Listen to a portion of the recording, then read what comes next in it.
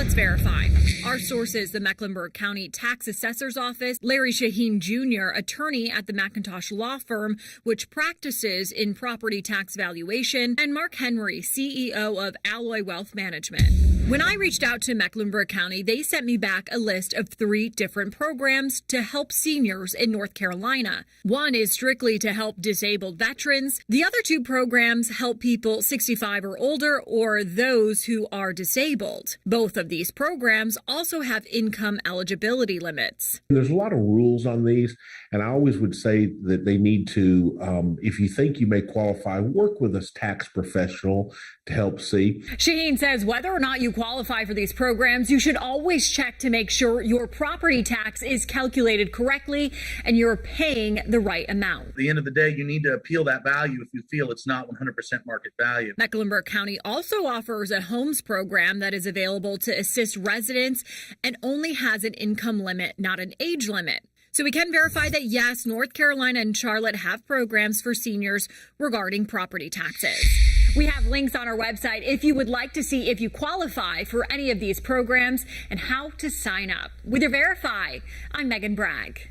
First up tonight, CMS students headed back to school on Monday. We know students' health a high priority for school leaders. And between COVID and monkeypox, there are some concerns to consider.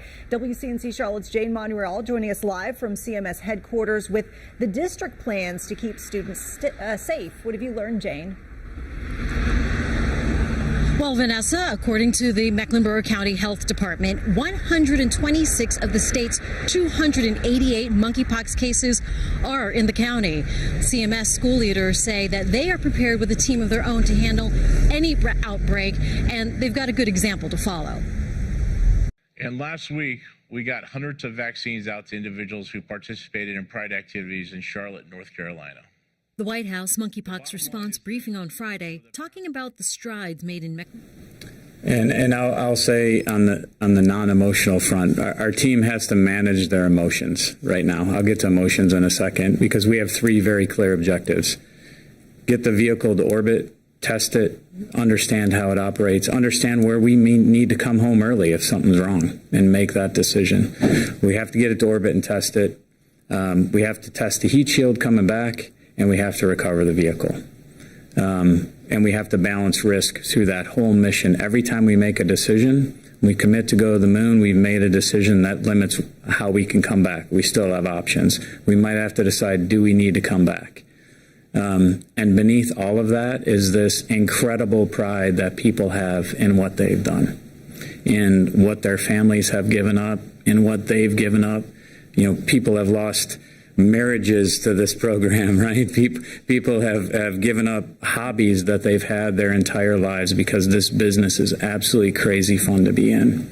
And so beneath all of that technical, all of those decisions we have to make, the pride and emotion that people have is truly, truly incredible. I think that's a great note to wrap up on. Jim, anything you want to add for closing remarks? No, I just want to emphasize that this is the team that has made it happen. I said at the Flight Readiness Review the other day where, you know, there are tremendous people in that room. And I said at the start of it, I said 99% of the people responsible for getting us there to that Flight Readiness Review were not in the room. And those are the folks that I want to highlight and ask all of these folks on your team to thank them for me personally and thank their families. And that's what this is about, is the people that built it and the people that really have ownership of that. And for me, that's everybody really across the world when you look at this panel, but certainly those folks in the U.S. that helped us get here. Thanks. And with that, I'd like to thank you all for joining us. You can learn more about the mission by going to nasa.gov/specials/Artemis-Roman numeral 1. That's all lowercase letters. And thank you for joining us.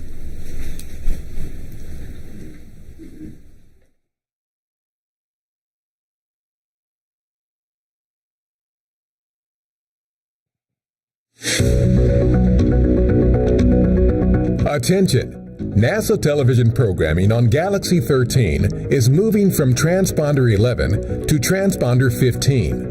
The transmission modulation format is now DVB-S2 8PSK. This move is in line with the Federal Communications Commission's initiative to free up C-band bandwidth on domestic satellites in support of future 5G terrestrial communications efforts. Transponder 11 and 15 are both active during this transition. Distribution of NASA TV programming on Transponder 11 will end on August 29th, 2022. For more information, go to nasa.gov/NASA-TV.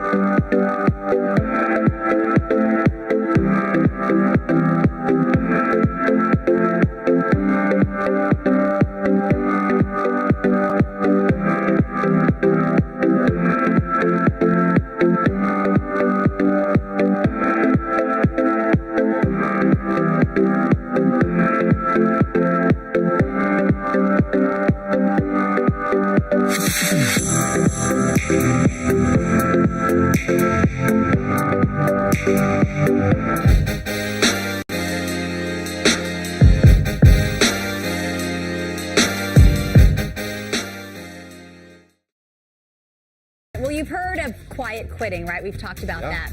But now there's quiet firing, and it's trending. According to research, it's when your boss or manager doesn't like you,